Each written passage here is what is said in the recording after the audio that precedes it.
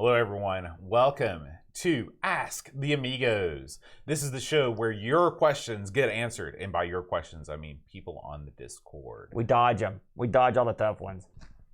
You see, I've got this thing. It's called cat-like reflexes. Is that what that is? Yeah. I thought you had one of those things called like a nervous twitch. Okay. Well, that's what it looked like. Well, it's sort of the same thing. Well, okay. probably equally as effective as your dodge. Barkbit asks, what him. game, if any, would you like to see remastered or updated? On the Amiga? It doesn't have to be on the Amiga. It You mean could be anywhere? Rocket Ranger comes to mind. I think there's a lot of potential in that game. There's not a whole lot of game in the original, so that's a good... Well, hey, listen, we're going to pick some that need a good tune-up. Yeah. All right? And Rocket Ranger could have been like Wings, but it wasn't. Yeah. So Instead, it was falling all over yourself trying to blast I think off. Rocket Ranger could be a really fun game to do an update.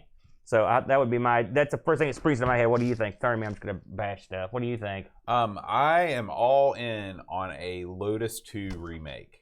Okay. Yeah, but that's a great game. No, it's not. It's a very good game that could be great with a little tweaks. Tweak number 1. Mm-hmm. How about some background music? Tweak number 2. How about some more tracks? There's a goodly amount of tracks in it. No, And in the third Lotus, you can make your own. No. Here's the thing. Give me a selection of tracks at the beginning. Don't make me play through all the tracks to get the one that I want to play. Listen, that's the way. That was a game of its era. That's the way you used to do it. That's what a remake is. What's that game? Aaron. What's that racing game you've been playing here recently that you love that was on Steam? Horizon Chase Turbo. You want something like that? That's what you're saying. Or what's going to come out on the Amstrad CPC. Oh yeah, that looks great. Yeah. Fingers crossed on that one. Yeah. Good luck, Batman Group. So that's it. All right. Graham W. Vebke asks, what modern games do you both enjoy playing, and if applicable? Well, let's tackle that one. What modern games do you enjoy playing? Hey, I'm playing me and the kid play a lot of WWE 2K20. This is recently released, right? It's a combination mediocre wrestling game with hilarious glitch fest. So we enjoy that. We watch a lot of fails. What makes the 2K20 different than the what? Listen, man. What makes the 2K20 different than the classic N64 games of yore? The gameplay's a lot better than the classic N64 games of yore, frankly. Really? Yeah. Are there Mortal Kombat style like combos and special moves? No. It's similar to that. It's a modernized version of that sort of game, but I mean, it's just got a bunch of weird issues. The balance of the game's not that great. I'm trying to think of something that'd be more appropriate for that question, because that game, me and Luke just get to play it for a larp. Go ahead, you pick what you're playing, and I'll think of something else. I know I'm playing some other modern stuff. So I just recently bought a Wii. Yeah. No, a Switch. Yeah. That's what they call the Wii these days. And you got rid of a Wii U a while back. It was like a bad penny. It was a horrible ordeal. But I've been playing Luigi's Mansion 3, which is a heck of a lot of fun, yet I'm sorry to say not as good as the original. Oh, man. And on the PC, I've been playing some Elite Dangerous on the stream sometimes. And also fired up City Skylines last night. Just for a little bit. And that's a game you can easily sink an evening into.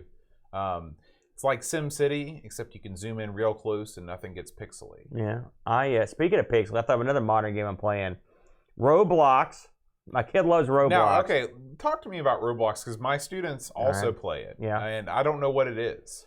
Roblox is this sort of like engine that people use to make a bunch of other games. All right. So Roblox is not a game in and of itself. Well, it may have been. I don't know. But it's sort of like the gaming engine that people use to make other games that work for everybody right out of the browser. Right? Oh, it's browser based. That's right. And so it's like Maple Story. We've been playing this game that Luke got me onto. And again, I play with Luke. It's not like I'd play without him, but it is slightly amusing. It's called Murder Mystery 2. Is it like Five Nights at Freddy's? I don't know nothing about that. So the premise of this is you pick a map. You're there with a bunch of people, say 10, 15 people. These are other real people. Yeah, they're real people. You pick a map, and then you're transported to this map. Let's say it's an office building. There's one guy that's a murderer. There's one guy that's a cop, and everyone else are just innocent victims. It's like Heads Up 7-Up. I don't know what that is either. You never played that? And so... How about Assassin? So what you do is the murderer goes running, and first of all, you don't have to have your knife drawn. Do you have to have your knife drawn? No, you don't. if you're the murderer, you only draw it when you're going to kill a sucker. That way no one knows who you are. But everybody's got a knife. No one's got a knife except for the murderer. And so he'll go around and try to hack a sucker when no one's looking. And his goal is to kill everyone else. The cop's goal is to kill the murderer, and everyone else's goal is to not get killed. It's a pretty simple game. What is the viewpoint in this game? Top down? No, it's from a you could scroll in all the way to the guy's site and then roll back to like a third person. Okay. You know?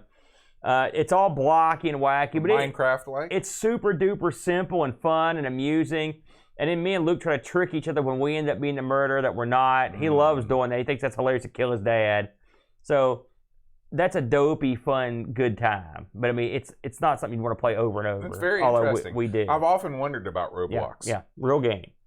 You should get on there sometime and play with us. Okay. For 2 seconds. Graham Vebke says, then this is the second part of his question. I should have read the whole question to begin with. Sorry, Graham, we ruined your question. Rushi asks, why haven't you started an Atari show for the weeks when the Coco show is off? How many times have we discussed doing an Atari show back at a computer show? A lot. A lot. Because we both are passionate about our Atari 8-bit stuff. But I can't do anything else. I've got to stop. I can't do any more. I plan on doing more streams, and now that I've got the super cart for the Atari, I plan on doing a lot of Atari stuff. I was just telling Bo, I sat down the other night and played a full game of Archon on the Atari just for kicks. I should have recorded it because it was fun. Good game. And there are so many great Atari 8-bit games that didn't make the port over to the other computers that we cover. And so could we do a show like that? I mean, yeah, I guess we could, but I wouldn't hold your breath. We're having enough trouble just getting out what we got. We're operating at max capacity. Yeah. As it were. And we both love the Atari. Yeah. There's no doubt about that.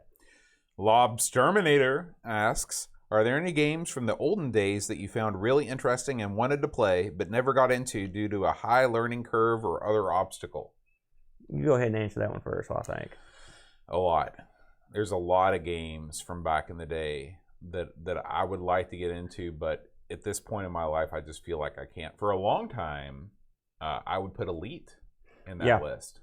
You know, ever since the very early episodes of Amigos, you'd be like, we're going to do Elite one of these days. And it was just terrifying. Yeah, you ixnayed that in a hurry. Yeah. Luckily, because of YouTube, especially I want to give a shout out to Jim Plays Games. He has this series of Elite 2 videos that I watched them all while I was walking on the treadmill and got up to speed. But that's really the only way that a lot of these older games I can get into is I need to watch a really good YouTube tutorial before I feel like I can jump in. Because my days of pouring through, a 500-page manual are just over. Yeah. There was a game called Space Rogue, I believe was the name of it, and which was a game. It was sort of an Elite-like game. And I would also put Elite 2 on this list as well of games that I was going to get into. I played more Elite 2 now than I did then, Elite Frontiers, just because it was so daunting. There's a lot of games that look like they'd be a lot of fun, but it's hard to get into because they're complicated. Like everyone loves SimCity, and I always wanted to get into that, or even Skylines is another good example. But I mean, it's such a daunting task. I know it'd be a large investment of my time and attention that I just can't give, and that's really, I've always been at heart like a twitchy, arcadey type guy, and so really another thing, just like remember that Indiana Jones game we put on the Amiga, like Fate of Atlantis, like stuff like that. This looks so great. But I mean, those games I get frustrated and I don't necessarily understand the mechanics of them, and I just give up. And these days, the internet is such a powerful temptation. Whenever you get frustrated or stuck, especially in a game like Indy, it's just so easy to do a quick Google search, and then once you found one solution, you just want to be like, all right, I'm just going to watch the play. Yeah, I mean, I remember watching Brent play Dallas Quest on the Coco, and you had no help. Mm-hmm. And I mean, we would sit there and I remember leaving that thing on for weeks, and we'd come back week after week trying to figure out puzzles. And when you got past something, you were like, oh my gosh, we did it. It took us weeks, but we did it. It's hard to believe that you ever do that to a game anymore. Right. Okay, let's see. Knight and Staff asks. He's a punk. Why hasn't the ARG wheel been updated with tiny screens yet? two major reasons, if I could tackle this one both. One, that would be cost ineffective because we determined it would be a $200+ investment. Two, that's a stupid idea, and the guy that came up with it's a moron. Anything to add? Well, I can tell you this. As someone who used to make the little tiny pie pieces for the ARG wheel, I know why Brent goes the way he goes now with just the generic text. Because I used to spend hours painstakingly reconstructing the logos, making them just the right size, finding a contrasting color to really make them pop. That's not the way to do it. You throw some crap on there, you give it a spin, and that's it. No. They're fine. They look great. Screens on the wheel. Slow Norris asks, "Are you? This is for me. Are you going to vamp your 1000? No, never, ever." The 1000 is and shall remain a stock machine. The 600 that we have, our House 600, given to us by Gary Hucker, fixed by Jason Warrens, will be the machine that, should I choose to mod out in various and sundry ways, I shall mod out. The 1000 shall remain as virginal as the new fallen snow, as it were. And I look forward to working with our good buddy Tim at Amiga Retrocast to creating a list of games that can run on an original Amiga 1000, and also at some point in the future purchasing one of those Wi-Fi modems so I can do some BBSing. I did a lot of BBS on the old 1000 back in the day. Yeah, good choice. And I agree. The 600 is I think it's a much better candidate for that sort of upgrade anyway. Yeah, absolutely. Let's see. Brutal Barracuda asks, I have a question. Favorite board games and why? Oh, God. Favorite board games. You played a couple board games in your day up on the mountain? I can narrow it down, then I have to narrow it down further. Okay. There are the obvious ones like Ticket to Ride and Settlers of Catan, and I've played those so many times. Power Grid is another one I really like, as you know. Puerto Rico is a game I really enjoy. We've been playing some Arkham. We played an Arkham horror game at Matt's a couple weeks ago. That was a lot of fun. I really like that. And Shadows over Camelot is another one I thought was fun. It's a co-op. What's the one where the disease is breaking out all over the world? Pandemic. That's fun. Robo Rally is good. So I don't know if I could pick a favorite out of those. I'd probably say Power Grid. Yeah, Power Grid's your favorite? Power Grid's because I had some success with it. And for some reason, my mind works pretty well on that one. And I'm sure I'm missing a ton. There were a lot of really good games that we played over the years. I haven't played that many board games here recently. But recently, it's been like 16 years. Yeah, well, I mean, what can you do? I'd say, hey, kid, that's what happens when you got to take care of a kid. What about you? I know you've got some. You're not a huge board game fan, really, to be honest with you. You know, I played before we started the show. I used to play every single week. Yeah, and that's what happens when you have a podcast. Castles of Burgundy. Okay, it's a great game. I really like Power Grid, but I actually like Factory Manager more than Power Grid. Factory Manager, I don't like. Factory Manager is pretty good. I didn't get to play that one as much. Yeah. My favorite board game is a card game called Race for the Galaxy. Yeah, I've played that. I've played that, and I play it online. I play that. I go through phases where I play that constantly for months at a time. But that's not. Is that a board game? I think any sort of like Euro inspired. You can have cards. It can have a board. So can I say? I'll just say Illuminati is my favorite card game. Yeah. It's my favorite board game. Yeah, I love it definitely counts. It definitely. But it's not a board game. There's no board. But yeah, I'll put that in there. I love that game. But here's the thing.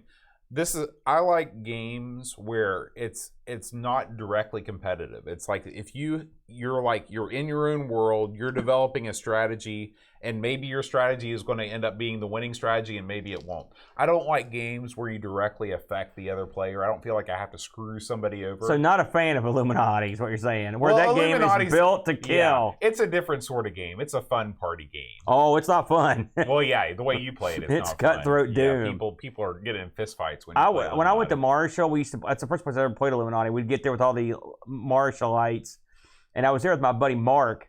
And the first thing they would do every week is everyone at the table would get rid of Mark. And I've literally seen Mark pay people actual money to let him stay in the game. Wow. And he also buy them pops and stuff. Was this part of the reason why your collegiate career was not as long as it might have been? Well, no, this was unaffected because I realized I didn't hang out with these guys that much. Okay. But yeah, I remember that distinctly. So yeah, cutthroat game. But anyway, my favorite board games, Castles of Mad King Ludwig, is also like this, where you're in your own world, you're building your own thing, and maybe you win, but even if you lose, you're still like, man, I was working on something, it was cool. I don't like games where you don't get to affect the other guy. So yeah, we're different in that way. Yeah. All right. He's a puss. Let's see. Moving on down. What would your Chris Folds asks, what would your final meal be? 3 courses. Well, I can tell you right now, 2 of my courses will be dessert. Okay.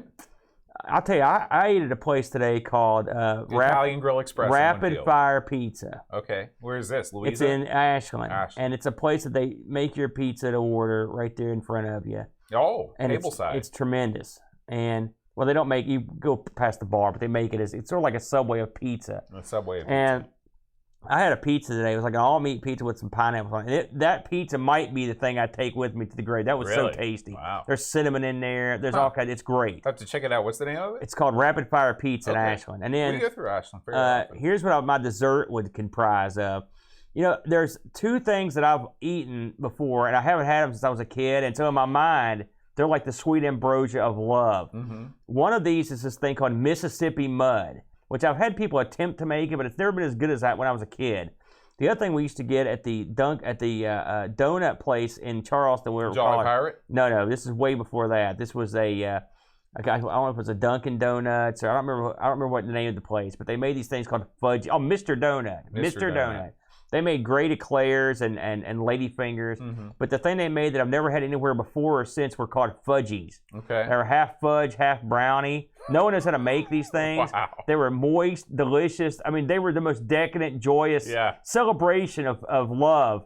I would have those as my double main event right there. I'd have to be more than one, maybe 6 of each. And then I would go happy. That's what I'd want. What about you? Okay. Well, for me... and Diet Citrus Drop Extreme to drink. Okay. Yeah. For me, this is a meal that I've eaten tons of times, but I'd still want it to be my final meal. Yeah. Okay, opening course, just a big plate of potato skins. Okay. Okay. Then for my meal, and this is I want to have a fried buffalo chicken sandwich. All right. Okay. Fried, huh? Yeah, with some fries. Is that hot? On the side. Oh yeah. Yeah. Spicy. Then for my dessert, just want to have a huge milkshake. As big as they can make it. That's good. You know, if I could combine the fudgy and the... Tell me about Mississippi Mud, because I'm not aware of that. It's this chocolate marshmallow thing. It's hard to explain. I don't like marshmallows. Well, I mean, it's good. If I could have that, if I could combine that in like one dessert, I would probably get me one of those blooming onions for the appetizer. That's a good eating. Yeah, that's a good eating. Yeah. Okay, moving on down the line. Reflection asks, what role-playing games have you played apart from D&D, and which did you, if any, which did you enjoy most? Oh my God, that could be 10 shows. I've played almost everything from my era. All right. What is your era? I would say my role-playing era is the 80s and 90s. Although we still do play occasionally. By the way, Hose wants to get some D&D going. Okay. Non-D&D stuff. Well, it's easy to narrow down my favorite game, which is Champions, the hero system. I love it. I love superhero stuff, and I've had some epic multi-year campaigns under playing that. I have grown very fond of a fairly obscure game called Chill, which we actually played one time live. Conqueror the Moor, yeah. And we had a lot of fun playing that. You were the big hero in that. It was great. I also have grown very fond of Cthulhu and its various incarnations. I've always loved H.P. Lovecraft stuff, so it was a natural pick. We played long Shadowrun campaigns, which is a very unique game. We played that. We played multi-year long campaigns of Vampire, the Masquerade. This was your only LARPing experience. That was my only LARPing experience, but we played, and Vampire was woven in with Werewolf and I didn't. So it's two different systems. Well, it's the same system, but they're different. They're different, basically, character sets in it. There's vampire and ghost and werewolf. You can be a ghost? Yeah, I can't remember all of them, but there are different rule books, but they all kind of intertwine in the same system. And same sort of dice rolls and stuff? That's right. Okay. That's right. Same sort of rules. But mostly we concentrate on vampire. So I played both those. I've played all the variant D&D stuff, Pathfinder and all that crap. All the different expert set, basic set, advanced, all that stuff. What about you, Boat? You haven't played nearly as much role playing stuff as I have. I didn't get into role playing until I met you, really. See, look, I'm taking you places you never thought you'd go. I know. In the levels of geekdom. And here's the thing, I love it. I love role playing. And what I've come to realize is that I don't care about the system. I'll do whatever it is, You've it's done well. It's all about having somebody that can tell a good story, and it's all about being with your buddies that go along for the ride. You know what I like? I'll tell you. When we first started role playing with Brent, and it was your very first stuff, you didn't really take it that seriously. It was kind of you were goofing around, acting crazy, and your character was very similar to that, just this crazy acting maniac. The captain. And then, but I've noticed that you've gotten into it a lot more in a serious way. Really in chill. I thought you played a really good, solid game, and the Cthulhu stuff. And this happens a lot when people first start. It's kind of a LARP, and then they kind of get into it and they see the fun in it. So it made me very happy to see that you get into it. I really enjoyed it. Once the podcast really takes off and we can quit our normal jobs, then we'll do a whole series where we role play every week, and we'll have an ongoing campaign. I would role play. I would do a live game every week, and it'd be awesome. And I've got material, and so I was looking over my bookcase today. I've got oodles. You've got one of the stuff. most epic bookcases of role playing I've ever seen in my life. It's collected over literally my whole life. So it's expansive. Now, what worlds do I enjoy? What worlds do I like to inhabit? I like your classic D&D sort of sword and shield and magic, but I also like the 20s kind of setting of Cthulhu too, and I love Lovecraft. It's great. Along the lines of Champions, like I said, Champions is a superhero game, but it's based on a rule set called the Hero Rules. Very flexible rule set. Right. I made up a game called Minutemen, and it was a time travel game. And we all really got into it for a couple years. And the premise of it, the reason I did it was I would get bored with the genre. And so this way you could literally, one week you could be in space, and one week you could be back in Chicago 1820s or whatever, 1 week or so. And it ended up being a lot of fun. And then what we did was we would also pass the duties of making games for it, and we would use the same characters for all different games. We had a lot of fun. And one of the things I remember was Brent's character. Brent played this guy that was Amish, and so part of the problem was when we moved, when you had to change costumes and stuff, you could never get him to change costumes or shave his beard. So everywhere we went, there was the constant. It was like we were all in space gear except for this Amish guy. Or we would be like underwater sailors, or there's this Amish guy with us. And it was sort of funny. And my other buddy, it was Mike, played Stephen Hawking, the actual guy. And so you would go in time periods, they'd be like, hey, aren't you Stephen Hawking? You'd be like, no. But it was clearly him. It was the funnest, wackiest game. So maybe one of these days we'll break that one out. Oh, yeah, that would be great. Graham Vebke, nope. Duncan Styles asks, has a game ever offended you? Oh, yeah. Nightbreed. That game sucked. Top Banana. That comes to mind. Let me think. Why don't you throw in there where I think of some other stuff that really made me angry. Games offend me all the time. Yeah, Bo gets offended real easy for no good reason. So I can imagine. I got no problem with a little bit of violence in the game. Yeah, you do. You hate violence. Well, no, like cartoonish violence, like pro wrestling. I'm okay with that. I don't like games that really glorify extreme violence. I'm talking about like God of War. Okay, like in God of War, there's a game where it's like you reach into this guy's head, you pull out his eyeball, you cut it off, and then you like eat it. So you're sort of like, or like a Mortal Kombat. You don't like that stuff. Stuff like that. What about Splatterhouse? No, nothing like that. Games like that offend me, and I'm not saying that I'm right or wrong to be offended, but that's I don't like that sort of violence. Did you? We didn't mention this on the Amigos this week, but one of the weird things that they had in this week's game was weird beheadings and stuff. Did you notice that where you would smash fish and someone rip their heads off? Yeah, or like the snail. Yeah, it was just been splattered. That was bizarre. It was a weird. It was like listen, it's the early 90s. We've got to do this. It's extreme. Yeah. It's tood. I'm with you. I don't like games. You know what offends me are games that are make you pay for extra crap. I know. Oh boy, look how behind the times you are. I don't care. That pisses me off. I get like this, for example. We got this wrestling game. I've got all these wrestlers. Well, they've got tons of wrestlers, and they're listed for you to play. Mm-hmm. And then you click on them. It's like, oh, you've got to go and get some wrestle bucks or whatever to buy these guys. It's like, why is he in the lineup if we can't play him? Right. You know, it's one thing if they want you to go to the store and buy stuff. That's great. But don't stick it out there. Don't list it in there. You know, I'll tell you, not gaming, but another thing that does that is Amazon Prime does that too with the video. Well, why is the video listed for me to watch if I have to pay for it? Yeah. I'm paying for Prime. What are you doing? So that I hate. All right. How's that? That's a good answer. Curtis Boyle, no, Pixels of Dawn asks. How are you doing? Well, I'm doing this on the fly. I've got to wake up your phone each time. So if you're listening to this after the fact, which most of you are, our internet has gone down, Hillbilly ISP. So we're doing this old school off the phone. Yeah. Streaming from my phone. Brent's calling us on his phone, and we've got it held up to our ear. That's next. Pixels of Dawn asks, what genre of games would you like to see the modern Amiga devs tackle? Genre of games. Oh, boy. You know, I'd like to see a modern fighting game.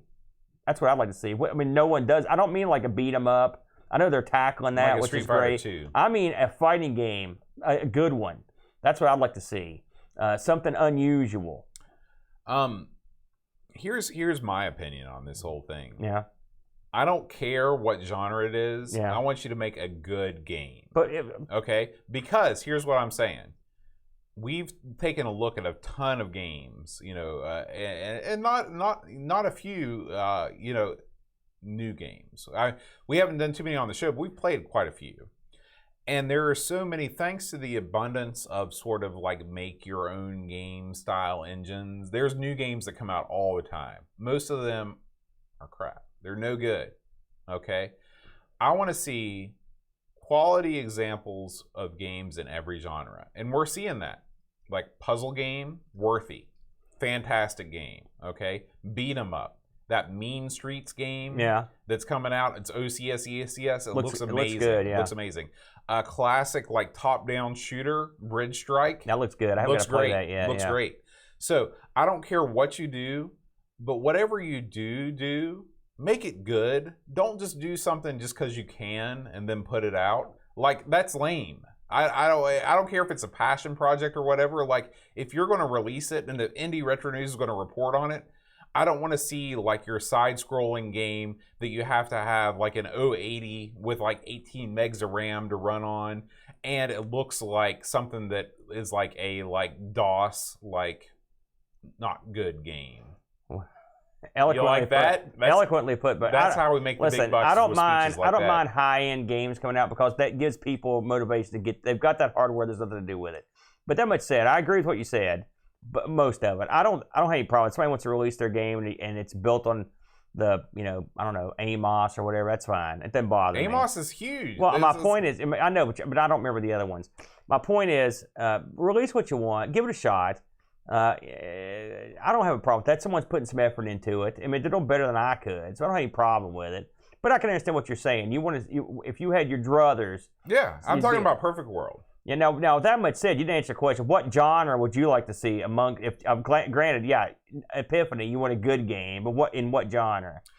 You know what I'd like to see, because I've already mentioned like I'd like to see like a sort of outrun style racer, like an upgraded Lotus 2. Yeah. So I'm not going to use that one again.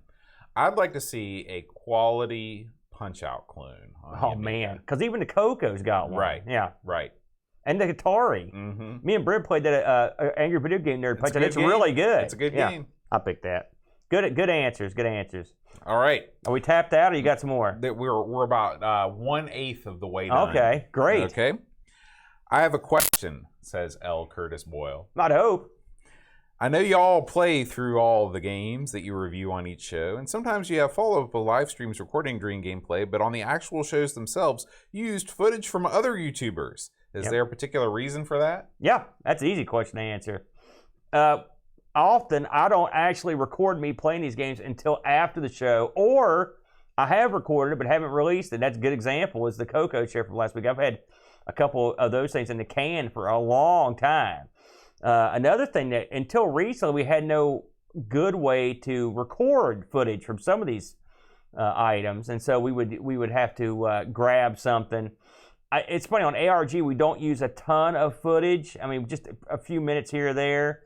Of course, you can still get in trouble, as I proved in our movie footage thing. But for me, so you do all the production on everything but ARG. So why do you? I guess that's more aimed toward you than it is to me. Why do you do it the way you do it? Yeah, well, it's a good question, and this is the answer. I set up everything for the next week's show the same night that we record this show. Yeah. Part of being able to do this for 5 years without missing a week is developing a sense of balance in your life where you're not working on the show all the time. Yeah. And so this is the time that I've set out to block out where I'm working on the show. That's number one reason. Yeah. Number two reason is I'm not any good at video games.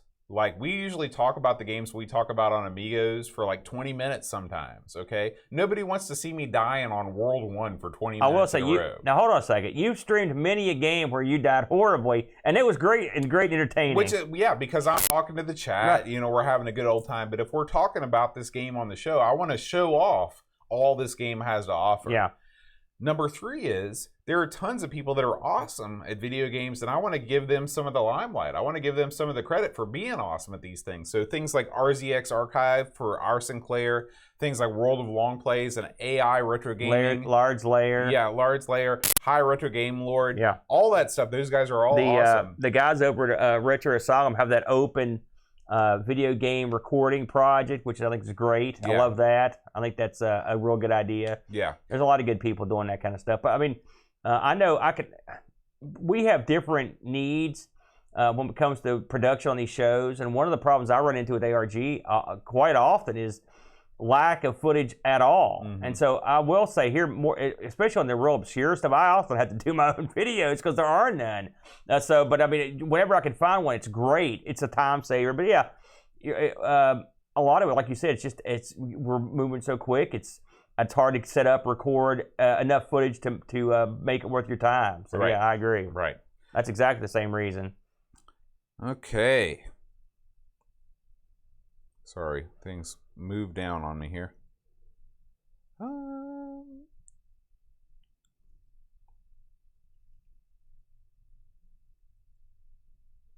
right. Let's see here. Nifta says, I want to hear the Devil Bunny's bourbon recommendations. Well, we are here, or I work in Kentucky quite a bit, home of the sweet brown, Bronze Brown, lovely, beautiful bourbon. You can't go wrong with it's a moderately priced, well-known, established name. And it's generic for us, but it's not everyone in the world knows it, which Kentucky Gentleman. No, Maker's Mark. Maker's Mark is a tremendous bourbon. Mm-hmm. It's not super expensive. And you can get it. Now, it's funny, when I was out in Las Vegas, they'd never heard of Maker's Mark at the time. I couldn't believe it. I was appalled. That was also 40 years ago. It wasn't 40. It was 2000, so however 20 years ago. God. So I think that's a good choice. Now, if you want to go up the scale a smidge, there's always Knob Creek, which is excellent. So I would say those are the two that I go to the most. Now, I'm cheap, so there's always Kentucky Tavern, Kentucky Gentleman, Kentucky anything, bourbon it comes in a plastic bottle, bourbon deluxe. And if you're getting cute, and you're like, I don't care if it's bourbon, whiskey, whatever, you can't go wrong with. I'm not the biggest Jim Beam fan, but I do like Jack Daniels, so I like that. Is there a Boone's Farm bourbon? There's not a Boone's Farm bourbon. Listen, Seagram 7. Let me tell you something. You got $6 in your pocket, and you're lonely, and it's a Saturday night. 7 and 7. And you got 10 minutes before the local Rite Aid closes. That's when you go down the mountain. You spend $6 on bourbon and $1 on cheap cigars, and you're set for the weekend, brother. Yeah, man. Because you've already got Big K Cola sitting there waiting. So yeah, there you go. Okay. Chicote writes, given all that you've experienced in video gaming since the Amiga's release, if you had the opportunity to put all you've learned to use in making an Amiga game, what kind of game would you make? What would we make? This is different. What kind of game would you make? Okay. Here's what boy, I'm going to be generic here, but I'll tell you. I would make an awesome racing game. All right, like in the spirit of I was talking to Rolro in Discord. I think it was him. Maybe it was. Anyway, we were talking about Enduro Racer on the old Atari. Remember that game? Bam, You've got it up there on the wall. That was a great game, and the concepts of it were fun. I don't like it when they get too far into that genre, like a dirt. I don't want that. No, I want an outrunny type game, but with some of the elements of enduro in it. And so another game I used to like was Turbo. Remember Turbo? Oh, yeah. Like visuals in the arcade. I would like something that had a view somewhere between Turbo and Lotus, somewhere in the middle, a little further out. Right. And where you can get a picture of the landscape. I almost bought a Turbo machine at the arcade auction. Oh, man. You should have. They're so cool. It was mammoth. Because they've got gauges and stuff on it. Yeah, but they're cool. Yeah. But I would like to see something like that would have all-terrain, right? Mostly road, but also, and I don't mean the logs and loaders where you just got to hop over. I mean something real cool. And you'd have to have a driving soundtrack. And I think I'd even want to have the ability to use the mouse to control it along with the joystick. I would like to have the ability to even have multiplayer with it. Oh, yeah. Sort of like Lotus does. But I would like to have some kind of game like that. So I think I would go with a racing game. And we've learned a lot of lessons about racing games on the Amiga. And I want something that would be quick, light, and fun. Maybe just like a gear shift, sort of like pole position, that kind of thing. I mean, I know a lot of people like to have a stick shift, but I don't, So what do you think? What would you put in on? Top that. That's very good. I'd call it Air Enduro. That's very good. I've already revealed some of what I would do in terms of, I'd like to have a new Lotus. I'd love to have a Punch-Out. Here's what I would do. I love that. They say, boat, we've got all these resources. We can do whatever you want. Okay, this is what I'd do. I would take Settlers. Okay, Settlers, beloved by so many in the Amiga community. Confusing by me. Right. Okay, I would take that game and I would update it to make it not confusing to your average dumb guy. Yeah. Which is also me. Okay? Yeah. I would put in tooltips. I would put in less confusing instructions. I would put in options to increase the speed beyond the glacial level. Yeah. Okay? Yeah. And I would make that game accessible to your average player and not your sort of insular Euro, I don't want to play SimCity, I want to play something that was made here. Along those lines, you could also do the same gimmick with that Camelot game we played. Remember that Knights game where it was like a free reign? Adventures of Robin Hood? The one you could win in like 2 seconds, that one. That would be cool to do. I just thought of something that'd be great for your Punch-Out game. We will give 20 Amigo dollars, whoever can make this game. It's Punch-Out, but you're fighting the various horrible mascots on the Amiga. Oh. You got Jim Powers. You got Jim Powers' Super girlfriend. Frog in there. You've got the caveman teenager in there. You know what I'm saying? Yeah. That's the game right there. Yeah. Make that happen. That's it. All right.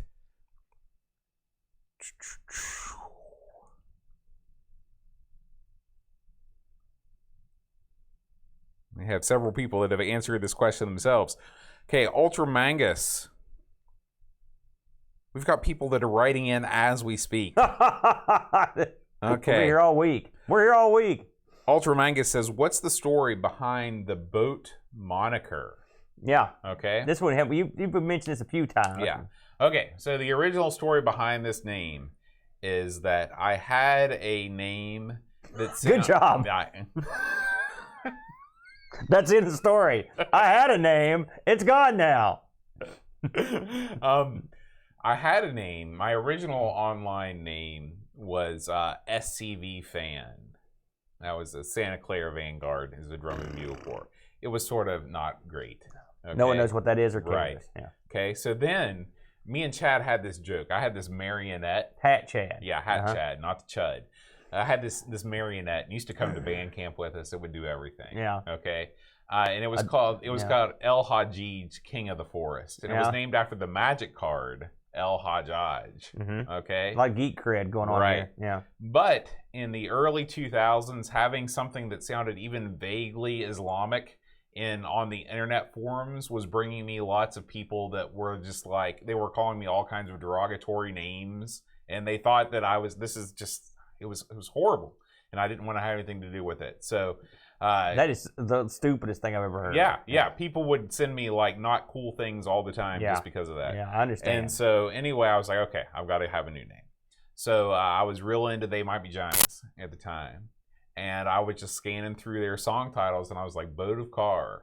That sounds cool. It's like a boat, but it's a car. And the song itself is about Ted Kennedy and the Chippequata, how he not killed so funny. that girl. Yeah, not that funny. Yeah, allegedly. Yeah, allegedly. So maybe don't go that far into it, but just know that it's a They Might Be Giants song, and and the reason why you call me Boat is I can't remember his real name. I can now, but for the longest time I mean, for literally for like seasons of this show. Right, and for a long time, Aaron only knew me through online. Or my brother. Yeah, and so so that is the story. Of I will say, you were talking about being hassled online. I've had my nickname, the Devil Bunny, for decades, right? And one thing that's been a constant pain in my butt is everyone thinks I'm a woman. So I would perpetually get hit on nonstop by people online in forums and stuff. The funny thing is, how many of those were the Chud? Well, 4. But the funny thing is, people would also just, like, if I was playing a game, even if I was playing something like Space Dynasty or even EverQuest, if I had that name on there, they would give me stuff all the time. So I didn't correct them. It's the same way as it is now. That's right. Yeah. And hey, maybe I got a few free dinners out of it. Maybe a few guys showed me a good time. Never hurts. There's nothing wrong. Sometimes you need to eat. Okay. And Kate Fox asks, do you have any students that are this is a question for me, do you have any students that are into watching the Amigos Retro Gaming Show? So my students are always, for many years, none of my students knew about the show, or if they did, I never heard about it. Yeah, it never even came up once for the longest time. However, within the past couple years, they have discovered the show. Some of my students have discovered the show. And it is the same thing that happens every single time. It's like, you have a podcast? That's awesome. What's your podcast about? Oh, I talk about old video games. That's awesome. I love the Nintendo. And then I was like, well, this is about the Amiga. Oh. And then that's the end. If you were in Europe, they'd be like, oh, the Amiga. Yeah. But unfortunately, over here, they're like, the what? And then they're like, you should play more Fortnite, Mr. Schaller. And I was like, yeah. And that's when you punch that kid and you get fired from teaching right there.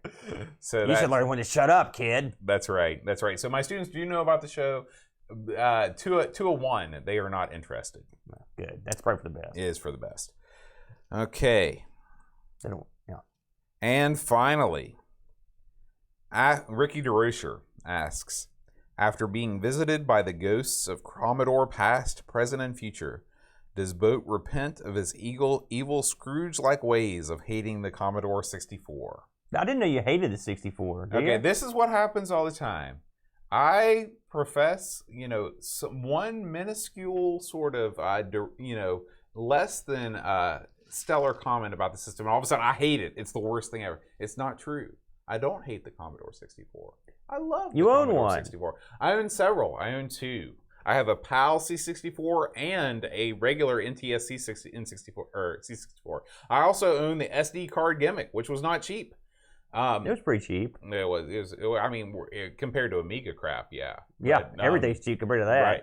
Right. But anyway, the thing about the C64, and it goes with the Atari too, and this was one of the main things that really made me want an NES because I'm a very visual person.